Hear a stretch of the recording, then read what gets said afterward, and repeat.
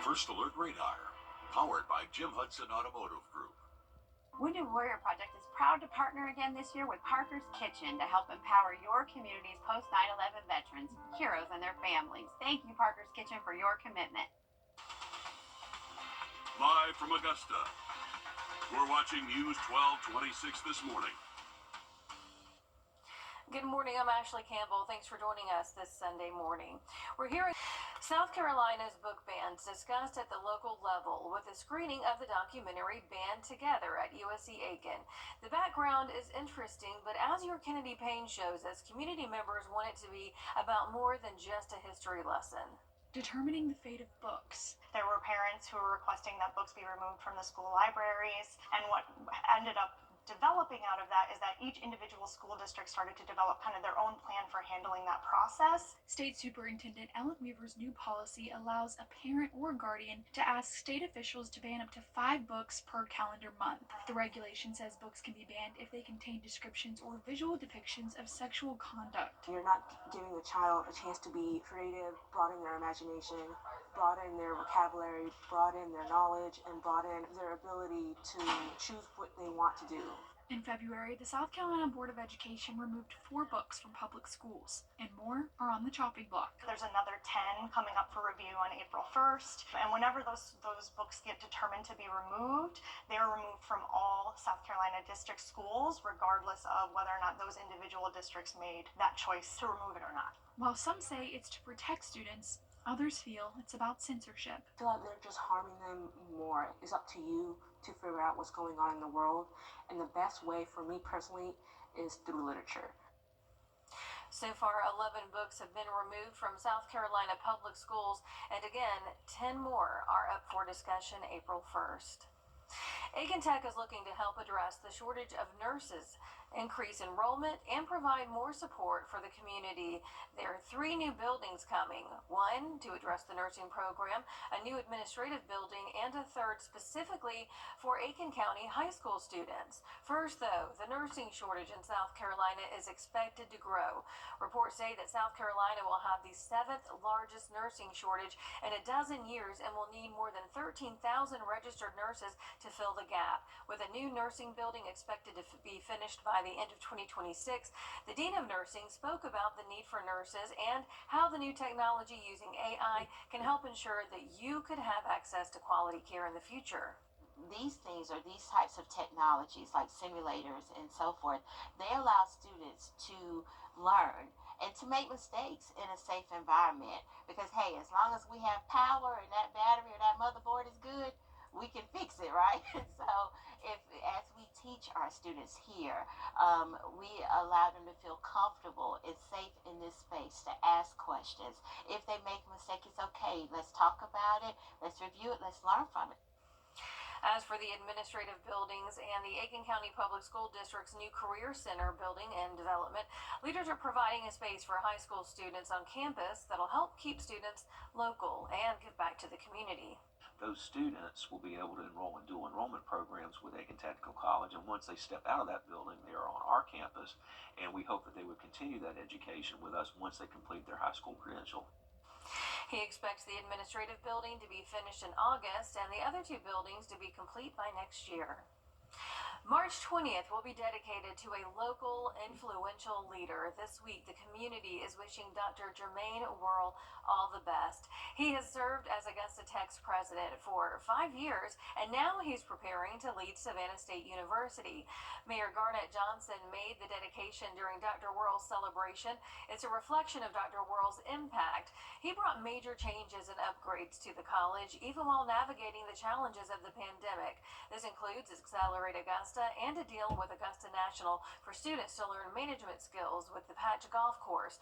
When we spoke with Dr. Worrell, he told us how excited he is to bring similar growth to Savannah State. All of the things that we think of traditional college, whether that's housing, the band, the football games, homecoming, those things I'm excited about, but really it's about the economic development and the workforce development that's happening in there, whether it's the Honda expansion, the Gulfstream, the Georgia Port Authority. There's a lot of programmatic things that I'm excited to be a part of and help that region grow even further. He will start his tenure on April 1st, and here at home, an interim president has been named. Dr. Melissa Frank Alston will serve Augusta Tech, also starting April 1st. Wellstar MCG Health hosting a women's health panel discussion at the Augusta Chamber's Women in Business Luncheon this week. It featured experts from AU, Wellstar MCG, and other organizations talking about women's health. It highlighted issues for maternity care and women's health in Georgia. Doctors say it's a way to help reach those who are underserved in the community and make sure they're getting health care access. And using things like digital health, having opportunities for remote patient monitoring, for providing telehealth visits, to expanding cardiovascular and cardioobstetrical capabilities across the state. Wellstar recently received a $5.5 million Healthy Start grant to address maternal health across Georgia. And speaking of prevention, Doctors Hospital of Augusta taking a very unique approach to informing people about colonoscopies. That's an exam used to detect colon cancer, and it can be intimidating for some people. So Doctors Hospital hosted a colon crawl where people got the chance to walk through a colon and get an inside look at the process. We spoke with a doctor who says just because you're asymptomatic does not mean you're exempt. And it's nothing to it. It's like twilight sleep's the best rest and things you can get. You won't even know really what happened, and then you'll get your results and, have peace of mind that you're doing okay. And if not, and they find something, at least they can treat it. The sooner, the better. Doctors recommend age for screenings is 45 years old. However, if you have a family member with a history of colon cancer, you should screen 10 years before that person was diagnosed. Still ahead, a tiny home community is one step closer to becoming the first of its kind here in Augusta. More on how they're finding solutions for foster kids right after the break. Time now, 6:10. Time for your dog walk forecast. A little Ziggy here wanting to sleep in on a Sunday morning. I know how you feel, buddy. A little tired this time of the day. 42 degrees, a little chilly out there for the morning dog walk. We'd love to feature your pet in the dog walk forecast as well. We do it 7 days a week, so please send in those photos. You can use our WRDW app, and you'll see your favorite pet here on the news. 53 degrees by 10 o'clock, and for that midday dog walk, feeling pretty good by that point. We'll be up to about 70 degrees. Hopefully, little Ziggy there by that point may actually be awake. Our pollen meter today is pegged out once again. We do have a little bit of rain coming in here on Monday. That'll give us some brief relief on Monday. And then after that, dry weather for the week ahead. So those pollen counts will be headed up. Tower Cam Network this morning as we take a dark and early look off to the east down Riverwatch Parkway, not showing a whole lot going on. We do have clear skies, and we'll keep that through the afternoon. After a cool start in the upper 30s, we'll get into the mid-70s as we head toward the afternoon. The First Alert Radar Network is dry, but we'll take a live scan just to make sure as we pan out here, looking good all across the southeast today for any travel plans that you do have. But there is a frontal system that will be moving in here during the day on Monday to bring us our only chance of rain for the week ahead. Meanwhile, a chilly start, but not as cool as it was yesterday. We hit 33 for the low in Augusta yesterday. Right now, 39 degrees, a little warmer in Millen at 42. Around the metro area, clear skies, not as windy.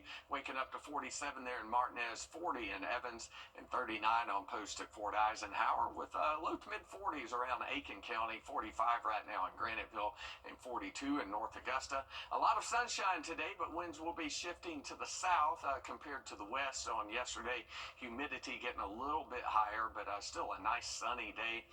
Not as windy as yesterday either. We'll have winds right around 10 miles per hour.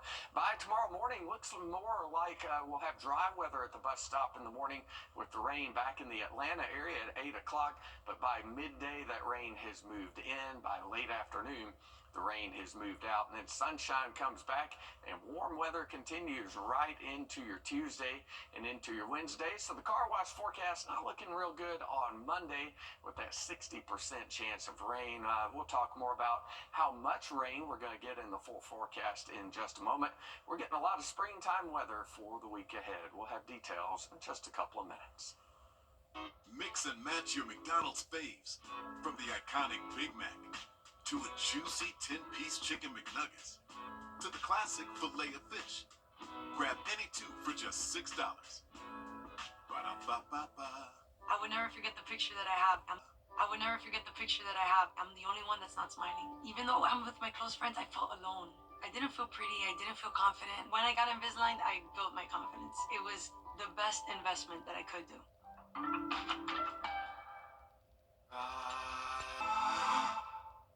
Mix and match your McDonald's faves, from the iconic Big Mac to a juicy 10-piece chicken McNuggets to the classic filet of fish. Grab any two for just $6. Ba-da-ba-ba-ba. First Alert Radar, powered by Jim Hudson Automotive Group. Wild Birds Unlimited.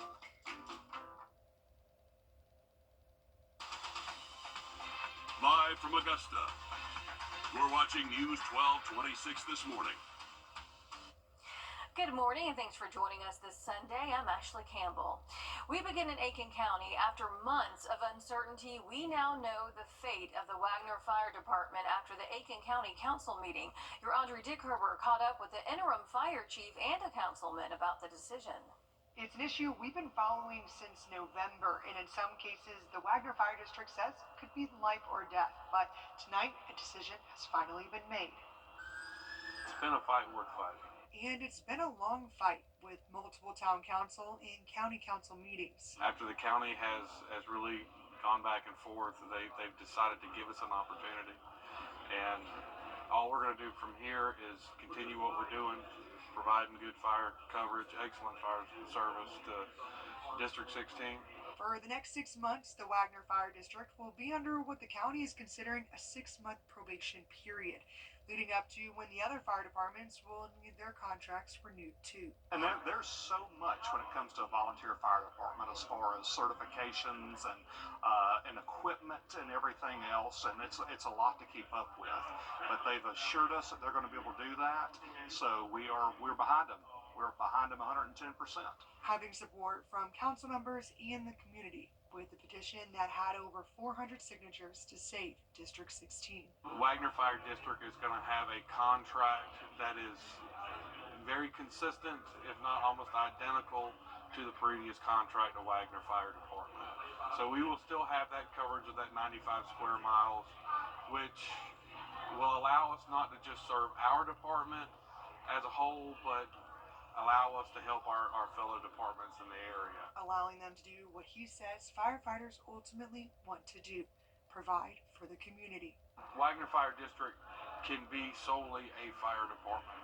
It can serve the community in its whole capacity as a fire department. In Aiken, Audrey Dickherber, on your side.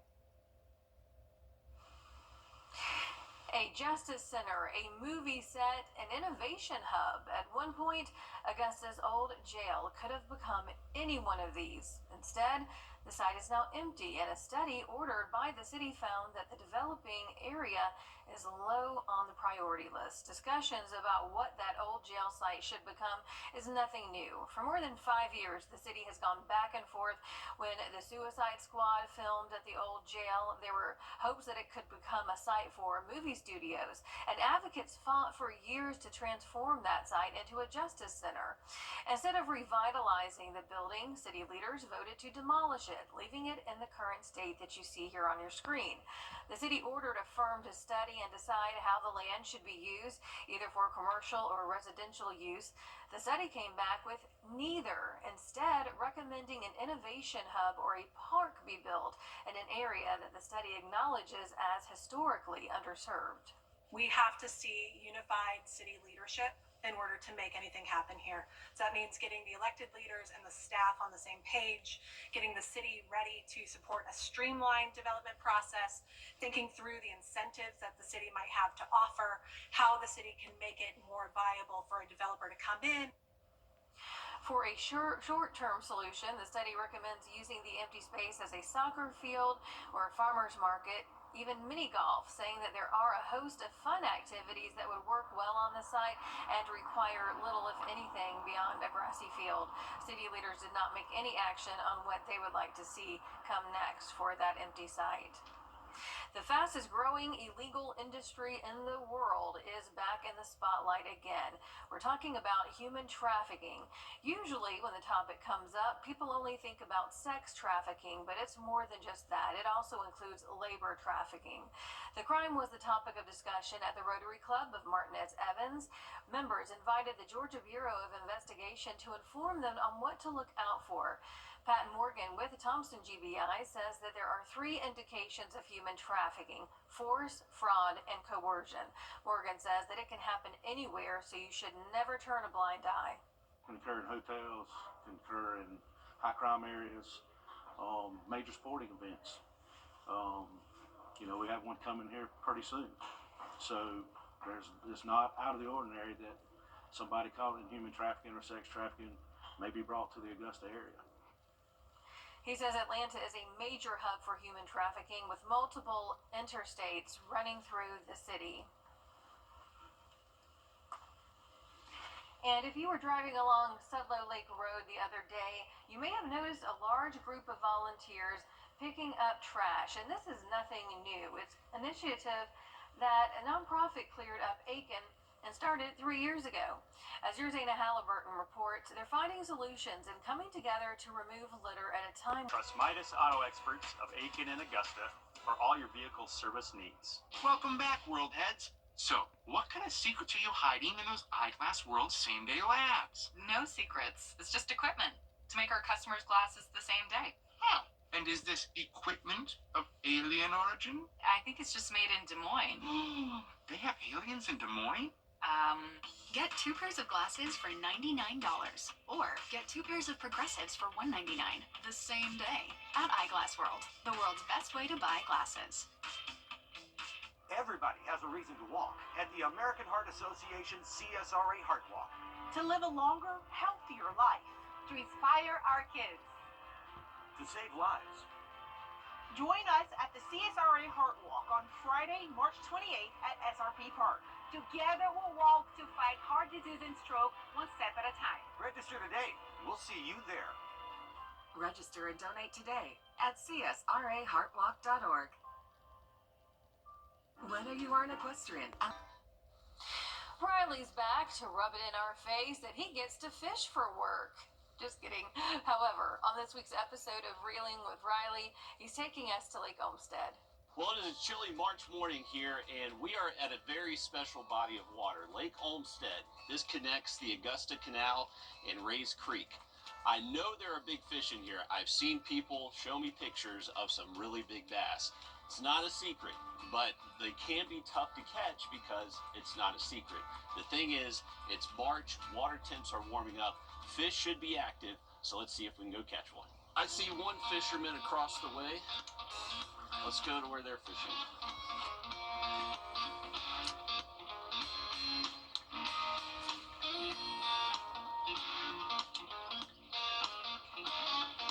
Any second now, Clayton. Any second now.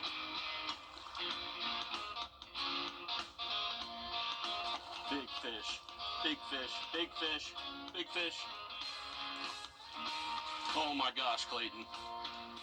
Good fish. Good fish. On the spinnerbait. Dude, he ruined the spinnerbait. Look at that fish, though. That is a Lake Olmsted stud. Actually, a mama. You can see probably full of belly, about to get on the bed. Man, what an incredible fish. Here, we'll get it back in the water. And we'll get a weight on it. 412. Almost a 5-pounder. 412. That's a dang good fish right there. That is worth probably the 150 casts I made today. Man, it paid off. What a beautiful fish. So after catching a big fish like that one, always want to make sure you check your line. Make sure there's no chafing or anything that can make the line break a lot easier. So for this one, I'm going to go ahead and retie just to be on the safe side. That way we're ready for the next fish. No! He spit it. Buzzbait in March on a sunshiny day.